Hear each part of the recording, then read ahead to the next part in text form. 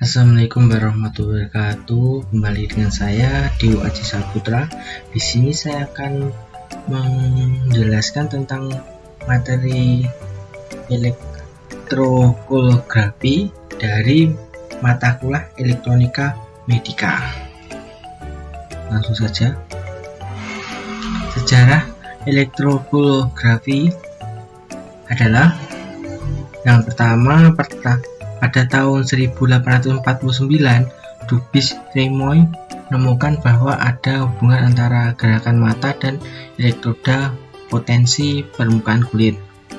Lalu ada dari Elwin Mark menjelaskan dan memberikan nama elektrokoologram pada tahun 1951, dan Geoffrey Andren pada 1962 mengembangkan aplikasi klinis pertama pada EOG. Lalu ada penelitian medis menunjukkan bahwa perbedaan potensial yang umumnya dikenal sebagai potensi istirahat lahir dari hyperpolarization dan hyperradiation antara kornea dan retina. Pengertian elektrokoolografi. Elektrografi adalah teknik untuk mengukur potensial akibat gerakan mata, dan sinyal yang dihasilkan disebut elektrokoologram atau disingkat EOG. EOG memberikan informasi tentang orientasi mata. Selain itu, kecepatan angular dan percepatan angularnya juga dapat ditentukan. Fungsi elektrokoolografi yang pertama, EOG adalah metode untuk mencatat atau mengukur berbagai potensial pada kornea retina sebagian akibat perubahan posisi dan gerakan mata. Lalu dasar perekaman adalah perbedaan potensial listrik antara bagian depan dan belakang mata dari Andreassi tahun 2000. Lalu EOG telah ditemukan sebagai metode tindakan yang memungkin untuk semua jenis gerakan mata kecuali untuk gerakan mata intra. Lalu potensial dapat diukur dengan pergerakan horizontal mata dengan jarak tertentu. Lalu gerakan mata menghasilkan anjuran tegangan sekitar 5 mV antara elektroda pada setiap sisi dari mata yang memetakan pada kertas grafik atau simpanan dalam memori komputer. Lalu movement. Yang pertama, untuk meningkatkan mata untuk fokus pada hal atau sesuatu yang menarik minat gerakan mata terjadi tanpa kita nyadari itu. Lalu tujuan utama dari gerakan mata adalah untuk memberi mata kita fokus pada sesuatu untuk mendapatkan yang jelas atau objek tajam. Lalu sistem kortikal atau kortikal bawah dalam hubungannya dengan saraf, cranial, dan satu set otot mata mengontrol gerakan mata. Mereka dapat dibedakan menjadi 4 jenis umum, yaitu sensitif, kompensasi, gestagnet, dan short compertorti. Prinsip kerja elektrokoolografi. Elektroda ditempatkan di sekitar mata mengukur potensi elektrokoolografi atau EOG. Potensi ini merupakan fungsi dari posisi mata relatif terhadap kepala.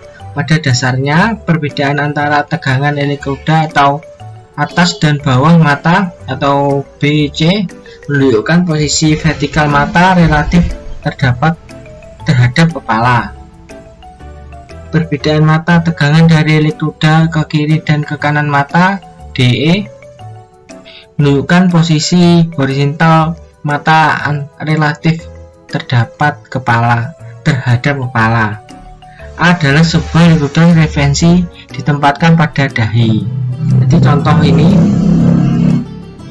ini contoh DE horizontal ya, yang ini BC. Jadi itu ditempelkan di dekat mata seperti gambar ini.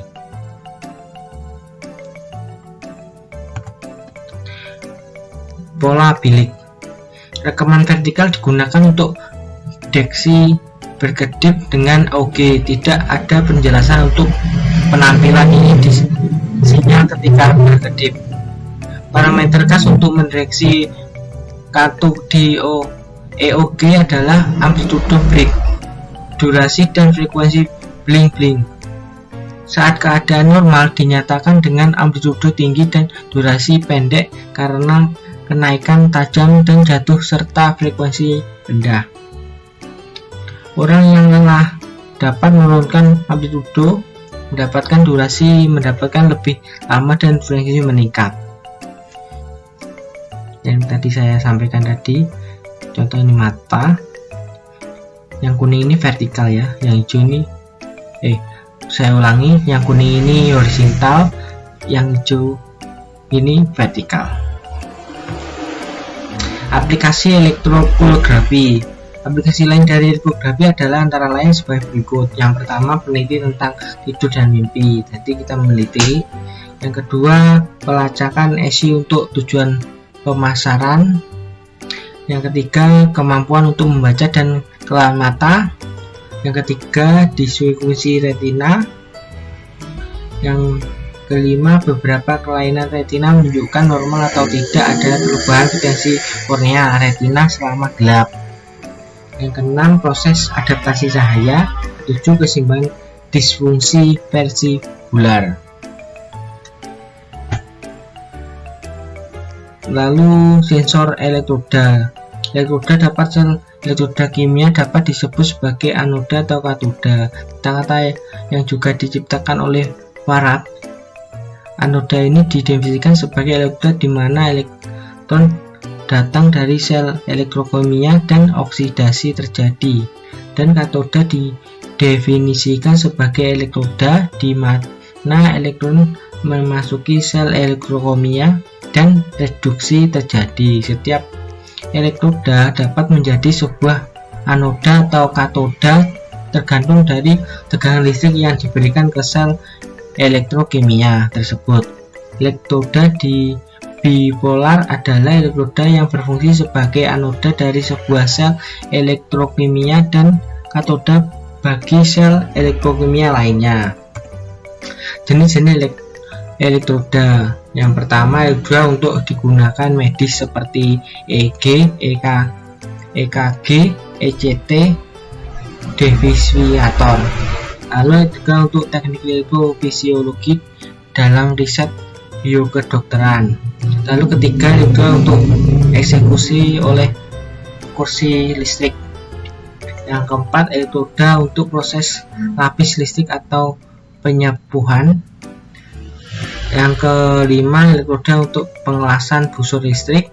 Yang keenam, elektroda untuk proteksi katodik. Ketujuh, yang terakhir, elektroda inner untuk hidrolisis, misalnya yang terbuat dari platinum. Masalah dalam elektrokoolografi. Selanjutnya masalah dalam elektrokoolografi. Yang pertama, lambatnya DC dasar melayang muncul yang berarti menyimpan dari garis horizontal dari waktu ke waktu. Namun elektroda modern dan amplifier secara signifikan mengurangi pengaruh itu. Yang kedua, kepala bergerak sebaliknya dapat menyebabkan potensi diinduksi dalam kabel elektroda jika ada medan elektromagnetik di dalam ruangan. Sekian dari penjelasan saya. Mohon maaf jika ada ucapan salah kata. Billahi taufiq wal hidayah. Wassalamualaikum warahmatullahi wabarakatuh.